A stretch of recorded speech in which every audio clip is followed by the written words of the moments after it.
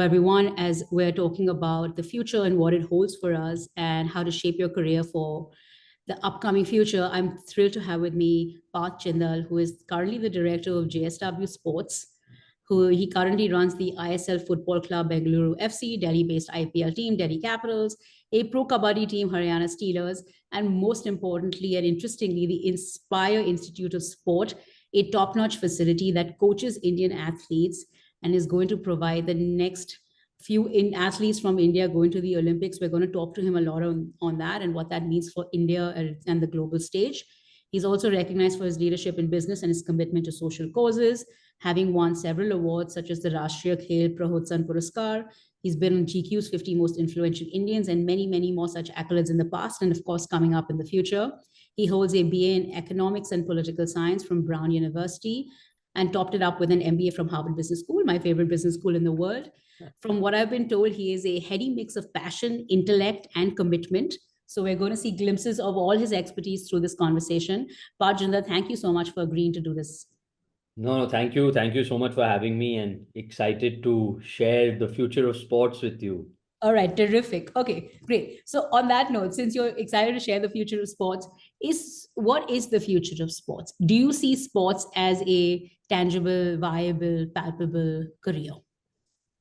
Yeah, I think if you look at the US, you look at Europe, you look at China, you look at any of the developed countries, sports is a very serious profession. The entire ecosystem of sports is much more than just the athlete. You have all the various professions around sports. So whether it's sports medicine, whether it's sports law, whether it's sports business, whether it's strength and conditioning, whether it's physiotherapy, whether it's sports psychology. I think there is a huge amount of careers that are available in and around sports. Now, when you talk about sports, you have amateur sports, you have professional sports. And I think all of us are sports people inside. We all have that competitive spirit, that competitive spirit. collaborative spirit. It gets people together. It gets people to compete. It really, according to me, teaches you about life.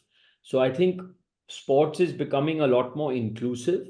And even in India, a country which we have been dominated mostly by cricket, now you're seeing a lot more participative sports really gaining traction, like the marathon revolution that was started with the onset of the Mumbai Marathon, and now there are, I don't even know how many hundred marathons in India every year. You have the advent of wearable technology like the Whoop and the various wearable technology companies that have come up, which are making people much more health conscious. Mm. And then so all these things are really giving rise to sports as a business. Okay. And Okay, and so you are seeing this as a viable career in the future, and you listed down various segments of sort of career options. Let's take on technology as one of the factors. yeah, If we could go a little deeper into that. So you touched upon wearable tech. yeah. Uh, Tell me a little bit about wearable tech. How much are you seeing this actually being used by athletes? Are you using this at the institute? Where are we at with this? Yeah, so I think see again when it comes to professional sport, this is not a new technology. It has been around for quite some time, especially in the sports which require an incredible amount of cardiovascular strength. You have people wearing these. You had people wearing these vests, and you see even professional footballers under their jersey, they'll be wearing a vest which will tell them their heart rate, which will tell them their VO2 max, which will tell them how many kilometers they covered. Now, as technology is evolving, you get devices which are as small as that they can fit on your wrist. They can be inserted into your shoes. They can be inserted into your arm. Mm. So, a lot of these technologies are evolving, and I think it's really helping us at the institute monitor our athletes better. Are Uh, you using these at the institute? yes, absolutely. Yes. Okay. We're using them for especially the elite athletes who are training for major national or international competitions, mainly to monitor their rest, their recovery, and it gives the entire support staff a very good idea of how much to push the athlete on that particular day. So it's really amazing to see how far it's come, and that's one degree of technology, which is an individual Do you see degree. these wearable devices becoming more and more prevalent in general, in the general population? Do you see general people picking these devices up? Do you see the devices getting more refined going forward? Like, what is the shift that you foresee in the next 5, 7 years? Yeah, I think people are in general becoming a lot more health conscious. And as a result of them becoming more health conscious, they want indicators of what is working for them and not working for them. Okay. And it's becoming increasingly difficult in the way in which we all live our lives to actually understand the impact certain types of diets are having on us, certain types of workouts are having on us. And I think technology is bridging that gap. Okay. So the Apple Watch, for example, is a great example of how it is integrating health, technology, and the mundane stuff of watching and seeing your time. So that's one. Then so Apple Watch, I would say, and the other types of watches is the basic degree of technology that people are first entering. I mean, first entering this whole sphere with, then they get evolved and they're like, oh, I want more. Then you move to like the Whoop.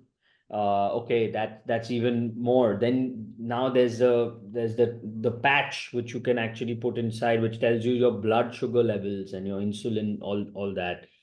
Then you have the ring, which is another way of checking your thing. So it's evolving, and I think it's catered to a certain niche who are like super passionate about fitness and health. But I think it is moving down, and Okay. it is It's moving becoming down more that direction. it's Okay. more Okay. general. And it seems like you like them, you're using them, you believe in them.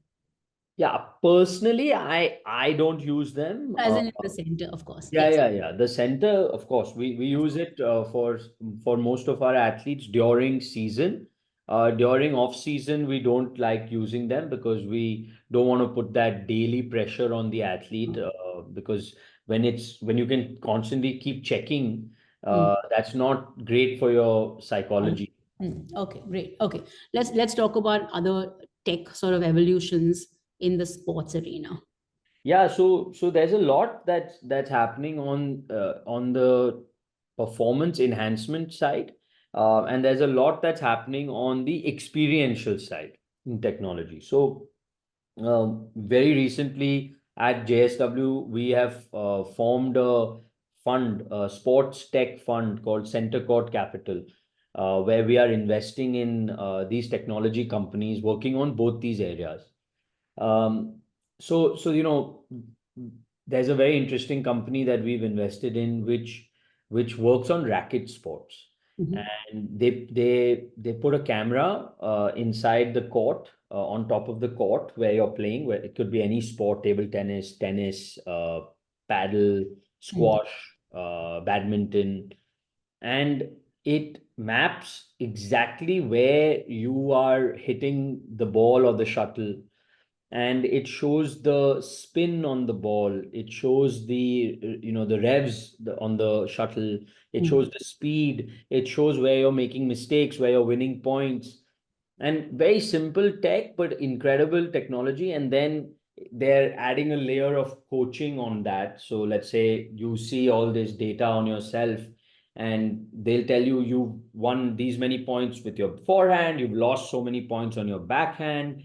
Then we can add a coach on top, which is a virtual coach, which is online, which can coach and guide you into how to improve that stroke or how to improve that shot. So again, Okay. this company started trying to help elite racquetball players, but now it's gotten democratized and it's Mhm. just going everywhere. Uh, Okay. It's performance metrics plus coaching you see coming through. yes. So Okay. similar tech is now coming inside the racket. Like in if you see, there are startups now inserting a device inside your tennis racket or your squash racket or your cricket bat, which is again showing you where is the ball connecting with your racket. Mm. Are you hitting the ball at the right time? Angle, You know, time. Okay. are you middling the ball with the cricket bat?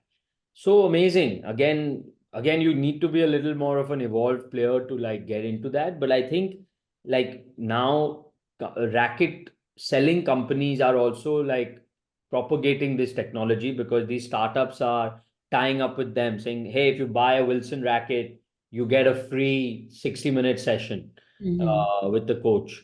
And Mm-hmm. then you get hooked. And then you're like, oh, I want more, I want more, I Mm-hmm. want more. So that's interesting. Then on the tech on the viewing experience, I think gamification is real. I think now a fan wants to be more in evolved and informed, and it wants to be more what do you call it, he wants to be part of the Of viewing course. He wants experience, to be immersed into it. wants to be immersed into it. So you are now getting a lot of startups that are gamifying your viewing experience Mm-hmm. with virtual reality, with augmented reality. You're seeing a huge evolution in the US right now, where you can actually interact with what you're watching. You can choose your highlights. You can follow a certain type of player. You can see their stats. You know all these things, and I think, and then obviously with your fan with your fan cards, trading all of that with your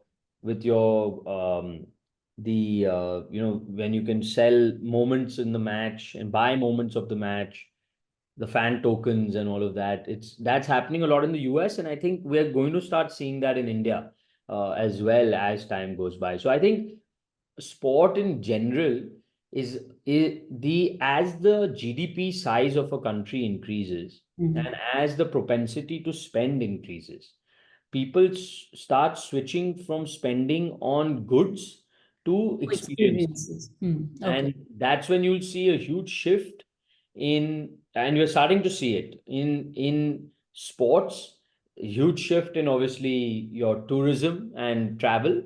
And then there'll be sports tourism and travel. And we're seeing that with the IPL right now. Like people are willing to pay any amount of money to go and watch an IPL game in peak summer in India, uh, Correct.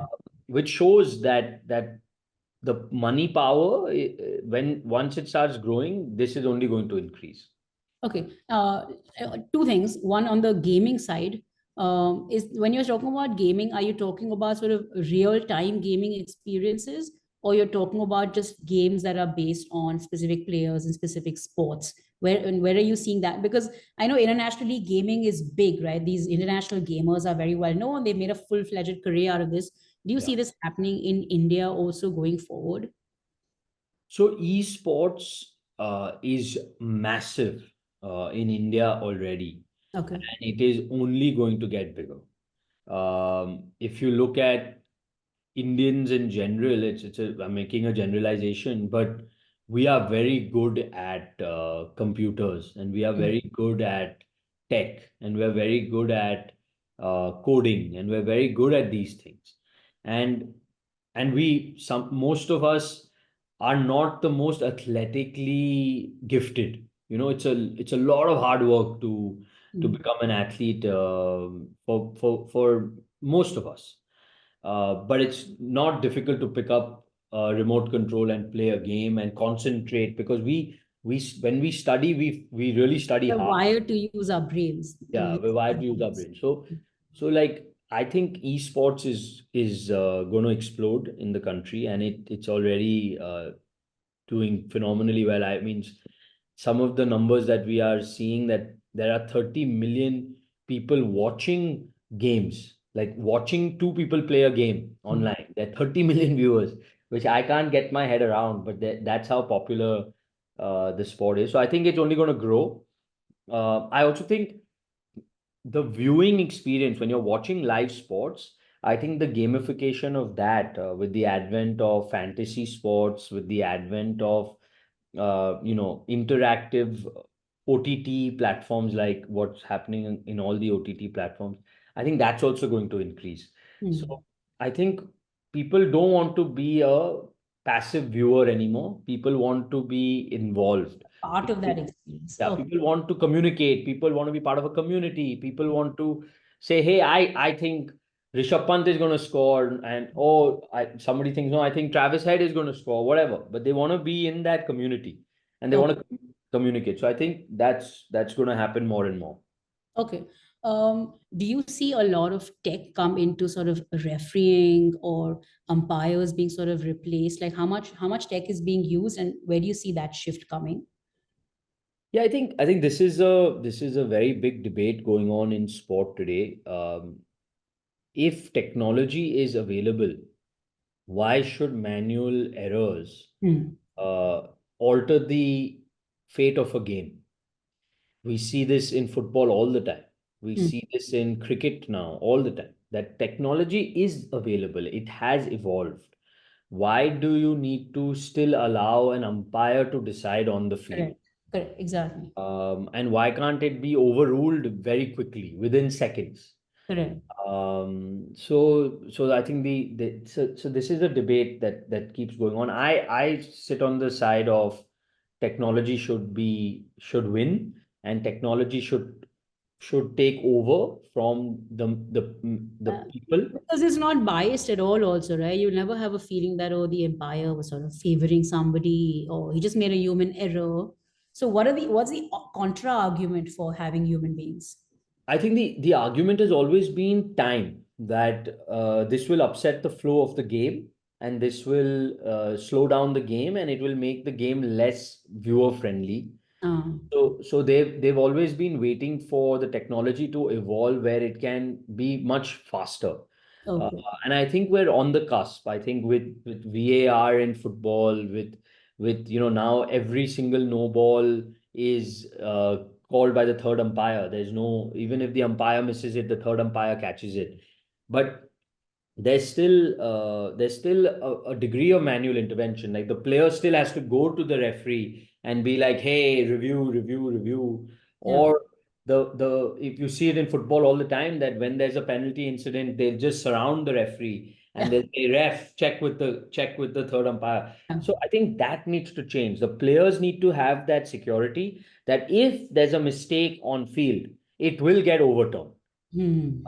And I think that will change the way Evolves more and more. it more. Yeah, I'm definitely in that camp, and I Okay. think world sport is moving in that direction.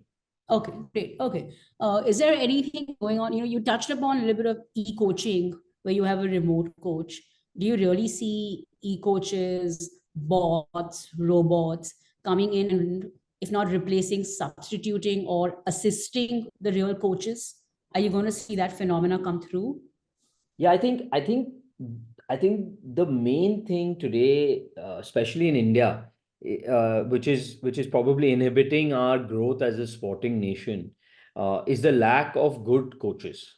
Hmm. I think there's not enough good coaches across the spectrum, Not the maybe other sports. than other than cricket, Hmm. across the spectrum. And I think technology can play a huge role in helping the coaches get better. Okay. I think technology can play a huge role in assisting the coaches, in educating the coaches, and in supplementing them. And we've seen this with education in our country. Now, in most of the government schools and in most of the underprivileged schools of the country, you have digital classrooms Mhm. where the boards are digital. You have teachers who come digitally and are speaking on a module, etc. And this is assisting and helping the local teacher and is upskilling that local teacher. I think that's the direction in which technology can help coaches as well. Uh, Hmm. Now, do I think that a bot or a digital coach sitting somewhere else, like how we are chatting, can help me with my sport? I think they can give me pointers, but Hmm. there's no replacement of the physical in sport. So It will help, but I think technology is playing a bigger role and can play an even bigger role in training the coaches. So train the trainers. You're saying you can use tech. Are you using tech at the institute for the coaches so far? So we are having, like, we record certain modules from coaches, Uh-huh. and then we play it to our coaches. But we don't have like a fully structured thing. We try and get our coaches certified and try and get them upskilled themselves, and then we get them to impart the knowledge, whether virtually or physically. But that's the way we've approached it. Okay, great. Okay, and any usage of tech you see in the selection process? You know, because with a country as vast as Huge. India, uh, Huge. I So am. I'll tell you what how we do recruiting, Mm, right? This is something that is incredibly difficult in India. mm, First, we have a software called Edge 10. Now, what we do is, now for each sport, uh, there are certain parts of the country that are known for producing better players. So, like for example, wrestling. Haryana, Punjab, yeah, Haryana is known as a wrestling hub. sure. So what we've done is we've identified the top coaches of wrestling Mm, across the country. mm, We have a list of about 75 to 100 wrestling coaches and wrestling akhadas mm, across the country. It could be Uttar Pradesh, Maharashtra, Manipur, sure. Haryana, Karnataka, wherever. These coaches are on a roster. They're fed into our Edge 10 software, and they're on a roster. Now, from these coaches, they recommend athletes to us. So we have incentivized these coaches to recruit on our behalf. So what they do is they'll call us, or they'll email us saying, from this from Haryana, from my akhada, there is two boys under 15 and three girls under 17 who are very good. You all should come and have a look at them. So, like this, we have a list. Then we go to all the cadet nationals, state championships, national games, etc. They have to And upload this profile on that Edge 10. they upload the profile of these athletes on the Edge 10 software, and then we get that as one list. Then our scouts go for all these tournaments as one list, and then we call them for trials, and then based on the trials we recruit them into our uh, Mm. institute. This is how we do it across all the sports. Mm. Okay, so there is a software in place, and you are using that, at least in terms of just at least them uploading the profile of this person. Correct. But you're not seeing technology still come into having the athlete or the coach sort of put in some metrics, or have them, do a sort of audition on site, and then you sort of further filter and bring them. That's not happening so far. No, so we are using, so once the athlete is in, that's when what you just said is being done, where their qualitative and quantitative metrics are uploaded onto our software. Mm. Because again, every year we have to evaluate whether the athlete is improving enough to Mm. become an Indian athlete, to become a national team athlete, or an Olympic athlete or not. Because Mm. if they're not improving, in terms of their strength, in terms of their endurance, in terms of their skills, then we have to cut them, I and then see. we have to bring in the new athletes. Okay. So once they're in, we use a lot of technology and a lot of data to really see if they're improving. Again, there's quantitative, which is the data from their, let's say, their weight, their again, their cardiovascular strength, their VO2 max, all that. And then there's obviously the eye of the coach and the scout being like, hey, sure, qualitatively they've not improved as much as we would like, but there's something in this In this athlete, part. Okay. so we want to keep him. Or no, let's cut him. Okay. Okay. So it's a mix. It's a mix. Okay, cool. I think we've talked about technology. Let's talk a little bit about the mix of sports. So since I've been born, cricket has always taken sort of predominant stage. Yeah. Are you seeing this mix shift? I know you're into football and kabaddi, etc. as well. there must be a reason you went for football and went for kabaddi, right? From an economic sense, from a passion sense. Tell me about how this mix has shifted in the last 5 years, and where do you see this mix shift to, and how and why will it shift? Yeah, so in terms of popularity of sports, our thesis was cricket is India's game. Mhm. If we really want to have a sports business, we have to be in cricket. So we went with Delhi Capitals. We said football is the world's game. If football is the world's game, there's no reason why it cannot be popular in India. And all of us growing up were addicted to playing football. At least my group, we were all addicted to playing football, watching football, not Indian football, but international football. But we were addicted to it. So we said, okay, this is the sport of the youth. This is definitely going to become popular as we go forward. So we went into football with Bengaluru FC. And we said Kabaddi is the rural sport of the country. It is an indigenous sport. It is a rural, semi-urban sport. Can it come mainstream? Can it become an urban sport? And we said that just the fact that it is so popular in rural India, in semi-urban India, it has legs, and it will be very good to support it. Hmm. Now, if I look at how the journey has evolved over the last decade, football is still meandering along. Its popularity has not increased. It has remained very regional. It is popular in Bengal. It is popular in Kerala. It is popular in Goa. It is popular in the Northeast. It is popular in Kashmir. It is popular in parts of Maharashtra and parts of Karnataka, but it is completely absent from the Hindi heartland of our country. Hmm. UP, Bihar, Madhya Pradesh, No uptake, huh? zero, zero. Zero. Rajasthan, zero. There's Okay. no interest in Okay. and no structure. So football is meandering along. Kabaddi has become extremely popular. It's growing in popularity. It is becoming an urban sport. People in cities are playing it now. Rural is continuing. So it's doing very well. It will continue to do very well. And cricket is cricket. It's just exploding. The advent of mushrooming of state leagues is happening. Women's cricket with the WPL is also becoming extremely popular. So cricket is cricket. Now, I have a thesis on why I believe what is happening is happening.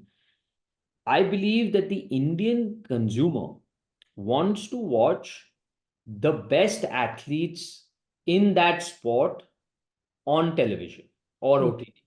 Hmm. They don't want to watch um, for the heck of watching. So why is cricket so popular in our country? Is because we are the best in the world. We have the best talent in the world. So the Indian Premier League is the preeminent cricketing league in the world. And Hmm. that's why it's so popular. The Women's Premier League is the preeminent women's league in the world. And that's why it's so popular. The Pro Kabaddi League, you get the best Kabaddi players from the world playing the Pro Kabaddi League. So you're So saying you have the best athletes, you'll get the best viewership then. You get the best athletes in every sport, and that's how the viewership will go that's up. how the viewership is evolving in television and OTT because you have choices. Today at 8 p.m. prime time, if I have a choice between watching Manchester United versus Arsenal at the Emirates Stadium Hmm. versus watching Mohan Bagan versus Bengaluru FC at the Kantirva Stadium, Hmm. I know what I'm going to watch, right? Sure. And it pains me to say it as an owner of BFC, but that's the reality. Now, what we as owners need to focus on to get football popular is we need to create great live experiences. Mhm. We need to make sure that our stadiums are full because an Indian consumer, very few of us can actually go and watch Manchester United and Arsenal and buy a ticket in London and watch the game. But all of us can go and many of us can go and watch Bengaluru versus Mumbai City at Andheri Sports Complex. Now, when I go for Bengaluru versus Mumbai at Andheri Sports Complex, the onus is on Mumbai or me or Bengaluru to create such an amazing in stadia experience that I keep coming back. I keep coming back. How do you create that experience? What is that experience? So at Bengaluru, we did a few things. First of all, we made sure that the ticket pricing is extremely affordable. Okay. Second, we said that the fan is used to the experience that they get in IPL. Mm. So you have to give them that experience. That means you have to invest. You may not make money on ticket sales, you may lose money, but that's okay. So match day programs were created. We created a special stand for college students only, so Mm. that the chants and all of that start. We created a specific away stand for the away fans to create that culture. You price the jerseys at a very low price so that you do that. So then you give them great drinks and food. Food, You drink, give them all those music, options. cheerleaders. Okay.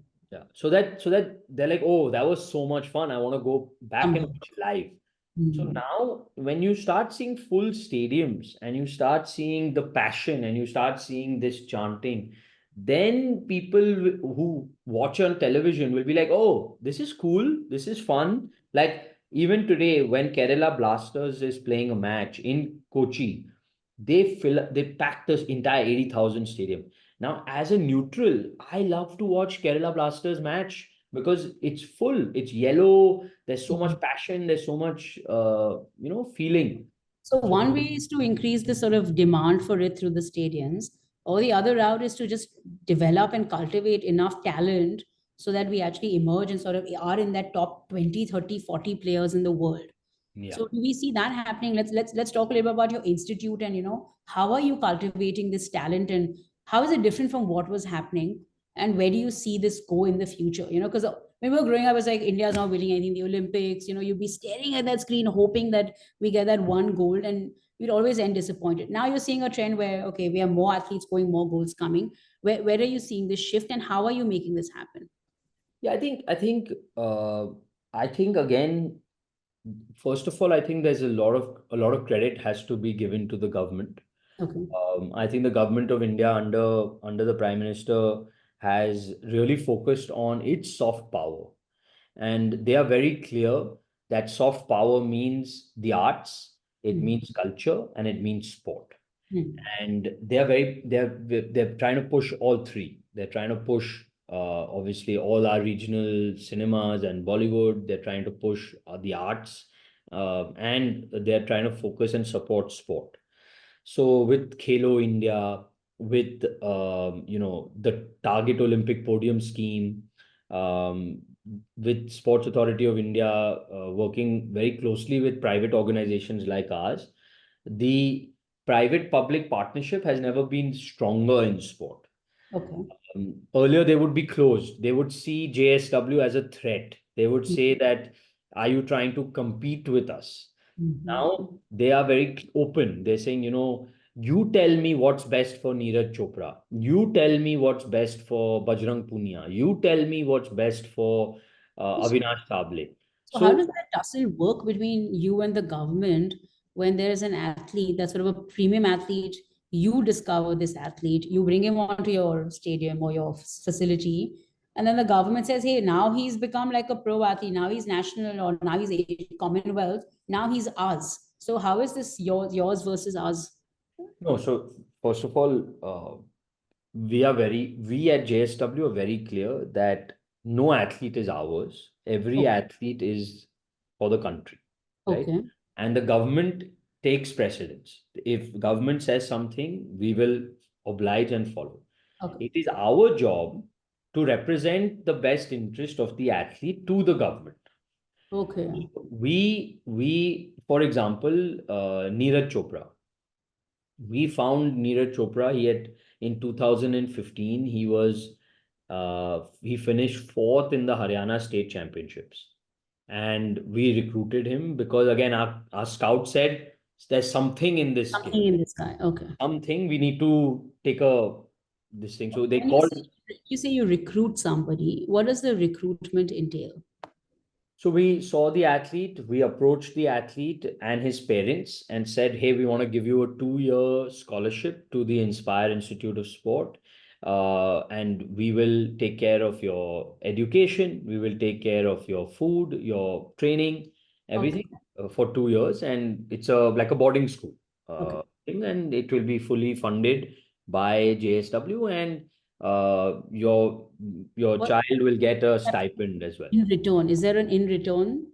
No, in return it's a very optional thing, but we expect our athletes who make it big to give 10% of their career earnings back to the institute. Okay. 10% of their lifelong earnings. A career only from tournaments, not from endorsements. No, but tournaments lifelong. That's what we try, but it's up to them. Like Neeraj very happily gives. Some athletes don't give. Okay. We say that, listen, this institute made you, so you give back. And you help somebody else sort of become the next athlete. So like a Yeah. page forward. Yeah, so it's up to them, but when we talk to them, we tell them that, this is our expectation. Okay. But there's no tussle now. Let's say he becomes so good, right? Now he's like this phenomena. Yeah. Does the government come to you and say, hey, now you've brought this guy up here. Now let us take him over and let our government coaches and our team handle him. Is Yeah, there that? so the government has created TOPS, which is Target Olympic Podium Scheme, Hmm. right? That's a government entity, and they have a committee that sits on that. So what they do is they identify all the athletes who have potential to win an Olympic medal, whether they're with JSW, whether they're with OGQ, whether they're with Lux Foundation, whether they're with Go Sports, whether they're with whoever, right? Now we get a notice that such and such athlete has been identified and is now part of TOPS. So then what we do, our representative goes to TOPS and sits with TOPS and makes a common program for the athlete with Hmm. TOPS, with the government. So, for example, they say, hey, we think Neeraj Chopra's coach needs to be changed, for example, which they did do. They changed Neeraj's coach. They brought in a coach called Uwe Horn to become Neeraj's coach. Hmm. We represented that we don't think that this is the right decision. Hmm. We would like Neeraj to continue with Gary Calvert, who's the coach who made him, who's got him to win an Olympic, to win a Commonwealth and Asian. This is pre Tokyo. Okay. They said, no, we are very sorry. We disagree. We want Uwe Horn to be his coach. We Okay. said, okay, fine. So then Uwe Horn was his coach. Neeraj had not a great experience. He then had a career-threatening injury, and Uwe Horn was gone. Then we brought in another coach for him and we brought him back. And then again, when Neeraj did well, again the government came to us saying, hey, now Neeraj is going to Tokyo. We want to we want to do this, we want to do that. We said no. It's working. Please, you fund this coach, you fund this physiotherapist who Neeraj likes, and you assess them, and we this is our recommendation. Now government in their wisdom can either listen to us, agree with us, Or or not. they can say no, but we will follow what they say. Okay, okay. So ultimately, it's the prerogative of the government. Okay, where are you seeing these numbers shift to? I believe 100 athletes are going to the Olympics this year from India, Yes. and I believe almost half are coming from your institute. Yeah, 45 so is the so number. um, so Where, we 100 athletes are going. About 100 athletes should qualify for Paris. Qualification is still going on. We have a record number of Indians who have qualified in shooting, which is a sport that we have been supporting for a very long time.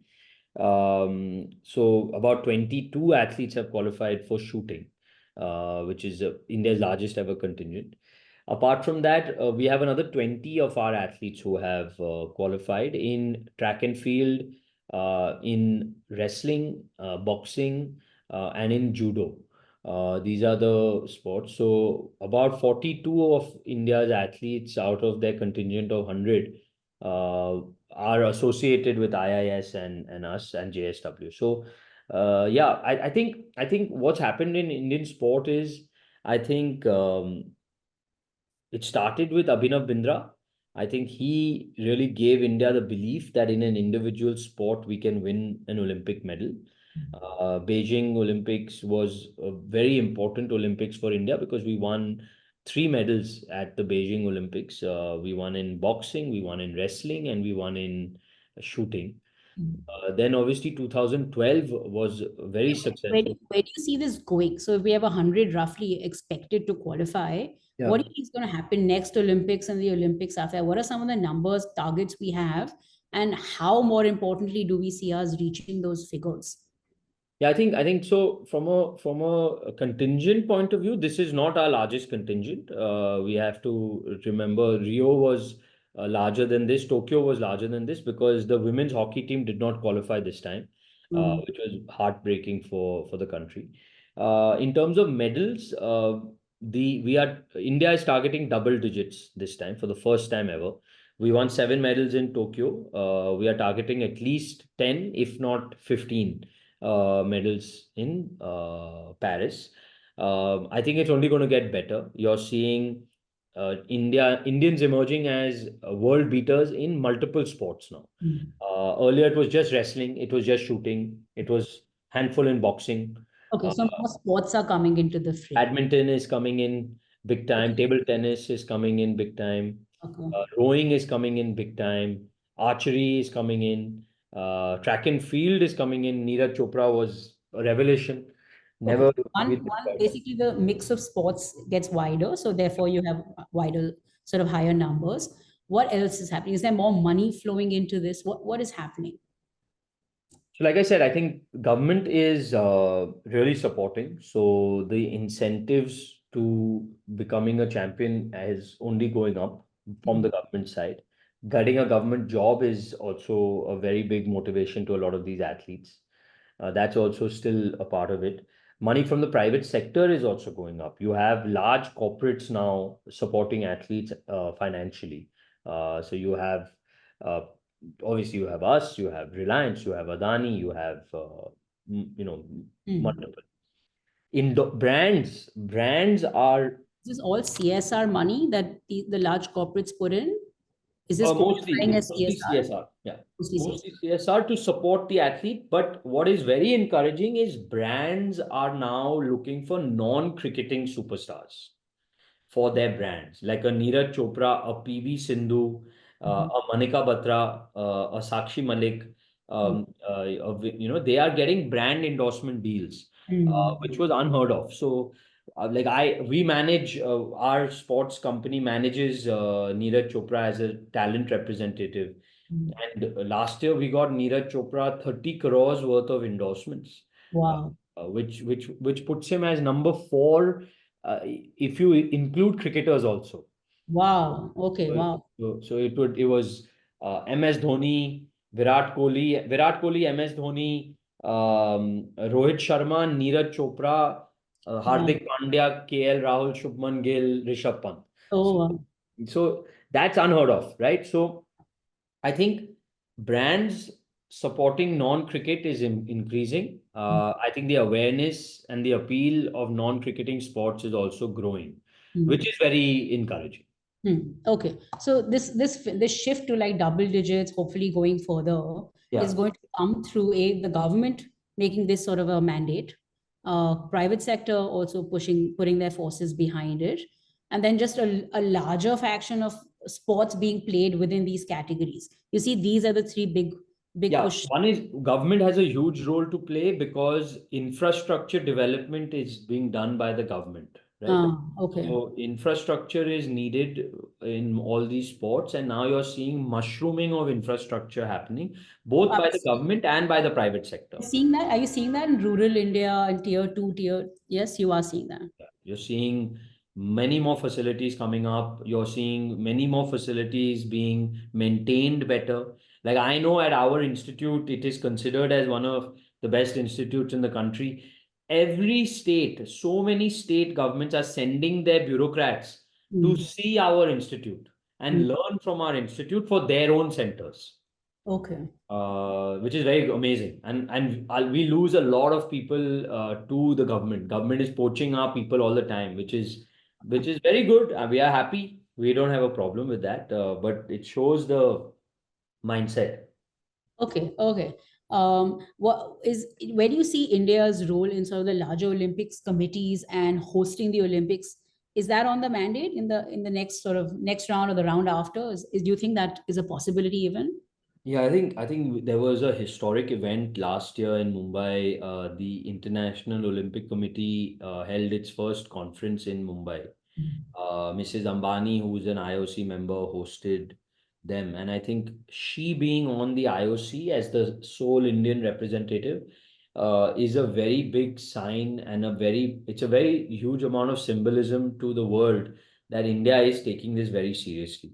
Because here is a lady for whom, money is not a factor, who's Mm. willing to support Indian Olympic sport. So I think that's a big deal. And I think they are pushing for the Youth Olympic Games to come to India. And Prime Minister has already announced that India will be bidding for the 2036 Olympic Games in Ahmedabad. So I think it's amazing. But obviously, a lot has to go right for us to get the Olympics. But I think there is intent from the government. And I think it stems from, again, this soft power angle. I think Prime Minister is all about marketing. It's Sure. all about soft power. And Mm. I think for him, the ultimate soft power is India hosting the Olympics. I don't think it can be any bigger than that. Okay, okay. If you were to sort of advocate, let's just take like sort of the pillars of society, and let's start with the government, right? You seem so passionate to this field. You seem so committed to this. I feel it would personally be a victory for you if if these athletes ended up winning. If you were going to provide some guidance, some advice to policymakers, what are sort of like two or three, four agenda items that you would say, guys, here's what we need to do in the next 5, 7 years to get this right? Number one, get politicians out of sport. Get politicians out of sport. Yes. Okay. Get politicians out of sport. There is no place for politicians in sports. There should be no politicians allowed in federations. There should be no politicians allowed running the governance of sport. Hmm. Let professionals run sport. Let athletes run sport. Let let people who really know what they're doing run sport. So one is get politicians out of sport, Hmm. and that's the most difficult thing because you're giving this counsel to a politician Yeah. to tell them to get politicians out. So And it's getting bigger and glamorous and sexy and money's coming in. So that one seems a little bit a little tough. So let's assume this politician is going to be around. Then what do we do? professionalize the federation. If you want a politician to run the federation as a president or as a figurehead, that's fine. But get professional CEOs Hmm. in each federation. Make them accountable. Make each federation accountable for their results. Have elections which are free and fair and regular, and make sure that it is performance driven and performance linked, and make everyone accountable for the money that they are getting from the government, and show us the results, show us what they're doing at the junior level. The second is, so that's accountability and professionalize. If you want politicians to be presidents, okay, no problem, but professionalize, make Okay. them accountable. Third is calendarize the program.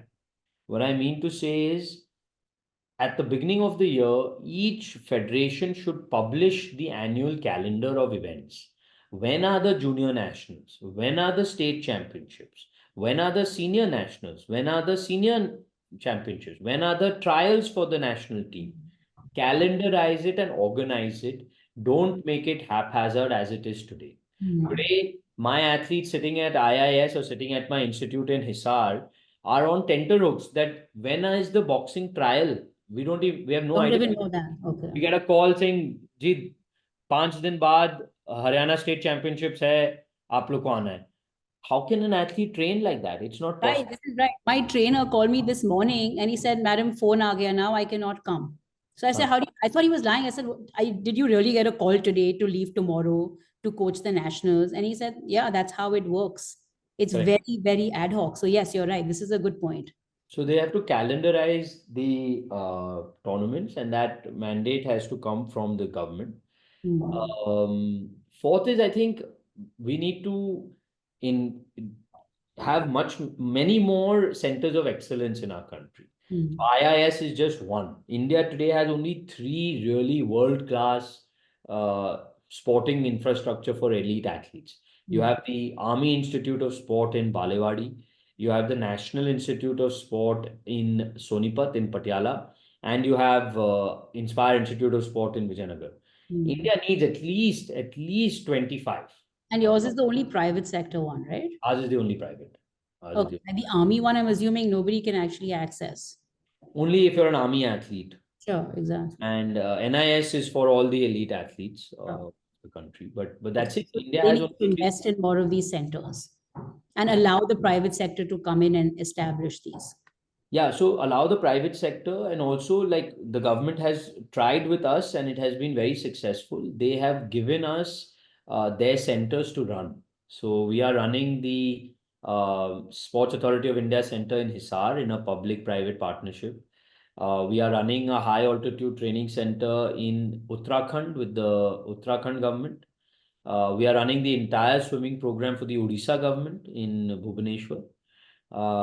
So Okay, more so more PPPs. more public-private partnerships are required. Okay. And also setting up of infrastructure, right? Where the government goes in and sets up Yes. stadiums and akhadas and all that stuff. Okay. What about educators? What should schools and colleges be doing, right? Because we initially take on to a sport at school. So what advice do you have for those? I think sports should be inculcated into the syllabus of every school and college. I also think there needs to be more inter-school and intercollegiate tournaments. Like one of the most successful uh, aspects of US sport is the NCAA. And in India, nothing like the NCAA exists. Mm. Mumbai, we are spoiled because we have MSSA, which is the best run in the country. But if you go to Bangalore, you go to Delhi, it doesn't exist to this degree. So both at the school level and at the college level, I think more organized school level and college level tournaments are required in the country. Mm. Okay. So sort of make sure you have a sports curriculum in your schools and colleges and then encourage the tournaments. Yeah, and allow children to explore sports, right? Like we also as a country have this tendency of trying to specialize very early. Mm. We say, oh, if you want to play table tennis, only play table tennis, don't play any other sport. Mm. I think at a young age, you have to allow your child to explore. You have to allow them to become multi-sports specialists. And then as they approach their teenage years, that's when they can go into specialization. Mm. Um, like, for example, my sister has started a gymnastics Yeah, studio it's lovely. Yes. in Mumbai, and one of the reasons she started it was because when we were doing our research, we saw that gymnastics is very important to build your core strength and Correct. to build your flexibility. Mm. If you have these two aspects of core strength and flexibility, you can play any sport and excel in any sport. Uh, Mm. Even in our institute, we may recruit an athlete at the age of 9 or 10 for boxing. And within 6 months or a year, we realize that that athlete is more suited for wrestling or more suited for judo. And Mm. we switch them. So our Okay. coaches are constantly fighting for these athletes. It's not that, oh, he's come as a wrestler, he'll only be a wrestler. Nothing like that. So Mm. I think parents also, we all as parents have to play a role Yeah, in. since you're talking about parents, just one pushback is I get from parents. I counsel a lot of families. I work with them. We'll see a lot of kids who are really good at sport, and then by the ninth grade, the 10th grade, you see them sort of dropping off that wave because even though they're really good, right? They might be actually state level, whatever. The fear is always that guy is going to take. There's one Sachin Tendulkar. There's only one. There's only room for one. Maybe in the case of a hockey team, there's room for like a whole team, whatever, but still because the numbers are so small, right? When you're saying around 100 athletes will go to the Olympics, this is across all sports. So Yeah. how do we change that mindset or that reality? It is a reality. Yeah, I think, see, even we tell this to our athletes all the time, the chances of even our athletes going on to become a player for India and then a player for, and then a medalist in the world, are very slim. Education is very important, right? So no one is saying don't educate your child and allow your child to play sport. No, that is not what we are saying. We are saying that education has to remain very important and core, but allow your child to play the sport. Don't stop him so that he can study more for his 10th standard exams or whatever. I think that there are two things, right? One is in sport, the career span is short, so you need education to fall back on. The other aspect is that with the mushrooming of all these leagues in India, whether it is the ISL, the Pro Kabaddi League, the IPL, there's a lot more chance to make it than earlier. And there's a lot more money in it than earlier. And like I said, there's so much around the athlete itself in sport. We tell our athletes that who don't make it, that now we can train you to become a physiotherapist. We can train you to become a strength and conditioning coach. We can train you to become a coach of that sport. We can help you to get into sports medicine, to help you to get into sports business, because you have been an athlete like Mustafa Ghaus, who was the CEO of JSW Sports for 10 years Now and running the fund. now is running the fund. He had no formal education in sports, but because he was an athlete and he played tennis for India, he could transfer that knowledge and those skills with his basic business acumen into sports. Okay, this is a good argument. I'm going to try to use this argument with the Yeah. families. And it sounds like a legitimate argument saying that there are enough spin-off careers from that core career. Yeah, and in fact, for me today, when I recruit in any of my other businesses, when I'm recruiting in cement or paint or steel, and someone says, "Hey, I'm a sportsman and I've played at a certain level," Yeah. I can immediately tell they have more discipline, they have more grit. There's a type. There's a certain type. So I'm like, what are you? So he said, I'm a marathon runner. Done. I don't even need to go into anything else.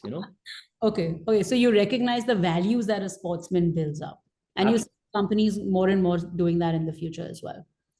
Okay. And are you providing a full schooling system along with the sports training? Does your institute also have sort of a collaborate or in-house school, college? Like, how does that education piece work? Yeah, so the reason we selected Vijayanagar for IIS was because it is part of the township that we have built for all our employees and their families. So we have we have three CBSE schools there, and all our IIS athletes study in the Jindal Vidya Mandir school in Vijayanagar. Plus, we have a faculty of 9 teachers for IIS athletes only. Because a lot of our athletes have to travel, they miss a lot of school. So we supplement the regular school with like special Lessons. faculty and tuitions, etc. And just like a physiotherapist travels with an athlete, we send a teacher with our athletes, Oh, so wow. that they can continue to study while they're training or while they're traveling. And for us, it's very clear. We give 2 warnings. If you fail one year, first warning. If you fail the second year, you might be the national champion. You're cut from IIS. Oh, Uh, wow. Okay. yeah, you're cut because we believe one injury can end your career, right? But education will remain with you. Hmm. So we emphasize this a lot to our athletes, and we've cut athletes in the past who have failed, and there's a real seriousness to at least pass your exams. It doesn't matter. We don't care about what Sure. grade you get, but we care that you progress to the next year. At least have your basic degree in hand. Correct. Okay. Or you want a fallback option, essentially. Correct. Okay, terrific. All right. On that note, this was fabulous. Most educative 1 hour I have spent in the last couple of years, I think, post HPS. Thank you. Thank you for sharing your insights. And what I had heard about you really shone through the conversation, your passion, zeal, absolute sort of fanatical obsession for sport, but in a very sort of structured, very disciplined, very orderly manner really came through. I wish you all the very best, and I wish your athletes the best. And I wish the country the very best. So thank you, Parth Jindal, for doing this. It was amazing. Thank you. Thank you so much. Thank you.